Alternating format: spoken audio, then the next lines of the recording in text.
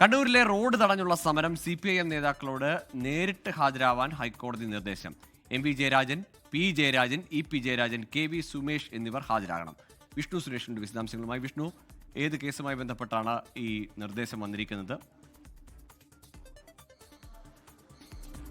ഗോകുൽ, കേന്ദ്ര സർക്കാരിന്റെ ജനവിരുദ്ധ നയങ്ങൾക്കെതിരെ CPM സംഘടിപ്പിച്ച പ്രതിഷേധമാണ്. ഹെഡ് പോസ്റ്റ് ഓഫീസുകൾക്ക് മുൻപിലായിരുന്നു ആ പ്രതിഷേധമുണ്ടായിരുന്നത്. അന്ന് കണ്ണൂരിൽ നടന്ന പ്രതിഷേധവുമായി ബന്ധപ്പെട്ട് നേതാക്കൾക്കെതിരെ പോലീസ് കേസെടുത്തിരുന്നു.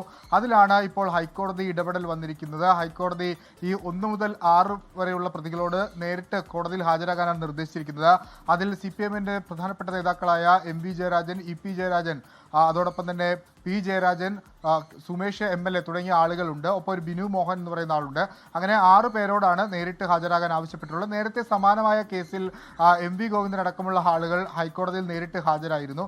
കേസിന്റെ സ്വാഭാവിക നടപടി എന്ന രീതിയിലാണ് ഹാജരാകാൻ നിർദ്ദേശിച്ചിരിക്കുന്നത്. നേരത്തെ തന്നെ ഹൈക്കോടതി നിർദ്ദേശമുണ്ടായിരുന്നു ഈ വഴി തടഞ്ഞുള്ള സമരം അത് അംഗീകരിക്കാനാവില്ല എന്ന്. അതുകൊണ്ട് കോടതി അലക്ഷ്യ കേസിലാണ് ഇപ്പോൾ ഈ നേതാക്കളോട് നേരിട്ട് കോടതിയിൽ ഹാജരാകാൻ ആവശ്യപ്പെട്ടിരിക്കുന്നത്.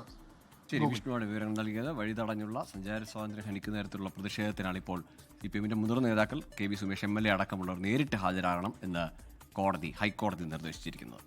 ലോകത്തെവിടെയായാലും ഏത് സമയത്തും 24 വാർത്തകളും ഓഗ്മെന്റഡ് റിയാലിറ്റി പാക്കേജുകളും എക്സ്പ്ലെയിനറുകളും വിശദമായി കാണാൻ ഞങ്ങളുടെ YouTube ചാനൽ നിങ്ങൾക്ക് സബ്സ്ക്രൈബ് ചെയ്യാം.